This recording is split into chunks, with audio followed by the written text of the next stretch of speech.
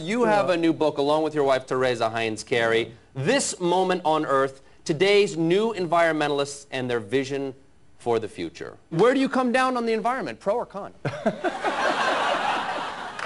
Well, I was against it before I was for it. Hi, this is Josh Marshall from TPM Media. It's Wednesday, April the 18th, 2007. That was Senator John Kerry on the Colbert Report back on Monday.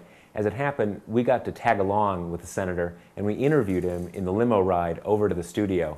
We talked to him about his new book, This Moment on Earth, and other topics. When did you get the idea to write this book?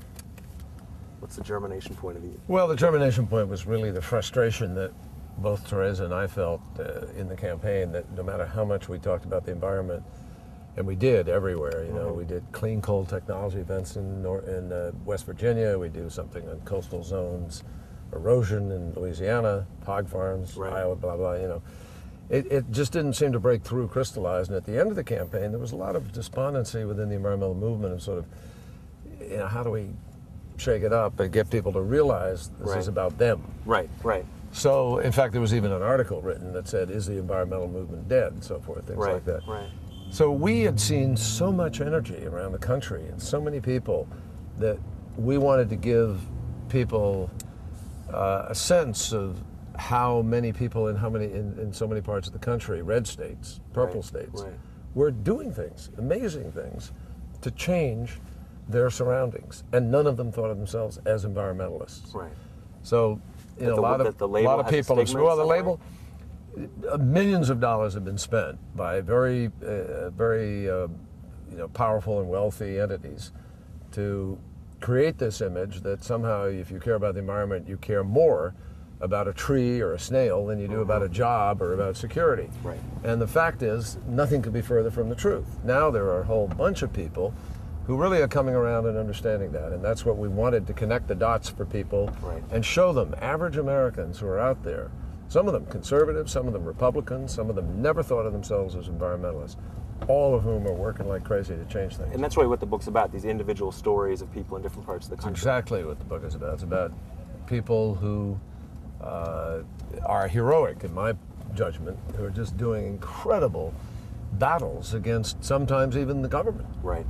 Who isn't, you know, which isn't standing up in their state to protect them the way it ought to be. Do you think there's any kind of turning point? I mean, with, you know, there was Al Gore's movie, there's sort of, the science is more and more definitive on global warming. Even the president now is making sounds on climate change. Well, we don't need sounds, we need action. And the key here, yes, I think there is a point, and I hope it's going to be in the next election, when millions of people will come out and demand change from a Congress that's been unwilling to give it thus far. And that's the key. I mean, look, you know, Al Gore's movie, I think, is brilliant. I think it's done a great job in helping to educate people and create awareness. But there are a lot of other issues besides global climate change that we wanted to point out in this book, like what's happening to our fisheries, what's happening to the quality of our air, lakes, rivers, streams that people can't swim in. Kids can't go fishing, can't eat the fish. I mean, all these kinds of things. What is on a concrete legislative agenda, next 2 years, next 6 years?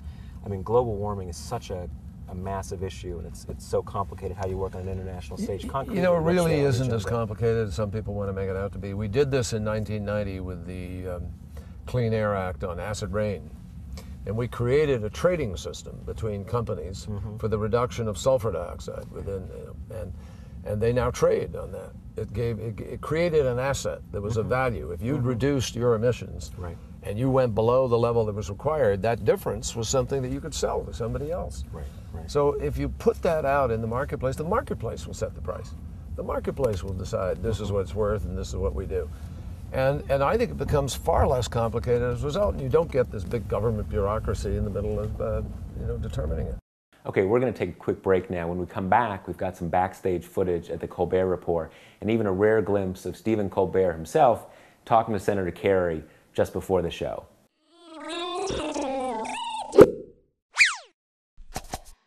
Okay, so here we are getting out of the limo, about to go into the Colbert Report studio.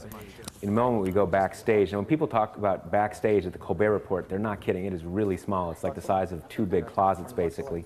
So here we are, basically all milling around, getting mic'd up, stuff like that. And it's pretty calm until the big moment when Stephen Colbert arrives. I can hear when a senator arrives. I know, I feel the aura of a senator when he arrives. Thank you so much for doing the show. I'm delighted. How are you? I'm just great. I know, are you familiar with what we do here? I am. Okay, I'm familiar with the total scrubbing. Okay, well, you know that I'm in character. Yes. Okay, then I'm an idiot. It's wonderful to see you out of character. Thank you very much. No, there's no guarantee that I'm out of character right now. Because I might prove myself an idiot before the camera. I'm an idiot to let them film this. I'm willfully ignorant of what we're going to talk about. Okay. So disabuse me of my ignorance. And that's Do the I have best. to? No, you don't have to. You can join the lie if you want. No, I don't do that. I'll try. Okay. I'll Great. do what you tell me to do. All right. Well, then, Stephen, yes. we did not talk. He just walked in, so we have not talked about that concept of. Oh, Should he be doing this while you're oh, doing whatever it? you want. That's fine. This is fine. Thank you. That's fine. My character is probably thrilled that you're not running for president. Okay. And but he'd celebrate by saying, "Well, this is the first time probably since you came back from the war as a kid that you're not thinking about running for president. I mean, you can really totally just let loose now. You know, just be your real self. You know. You want to pass the ribbon? You know, let's have a PBR. You want to dip some skull? You want to? Okay. You'll say, play it, or do what it is. Okay. Thank you again for coming. It's great to be here. Tomorrow, we'll have part 2 of my interview with Senator Kerry, where I ask him a few questions about Iraq, and we'll also have a few more backstage scenes from the Colbert Report. This is Josh Marshall from TPM Media, and we'll talk to you tomorrow.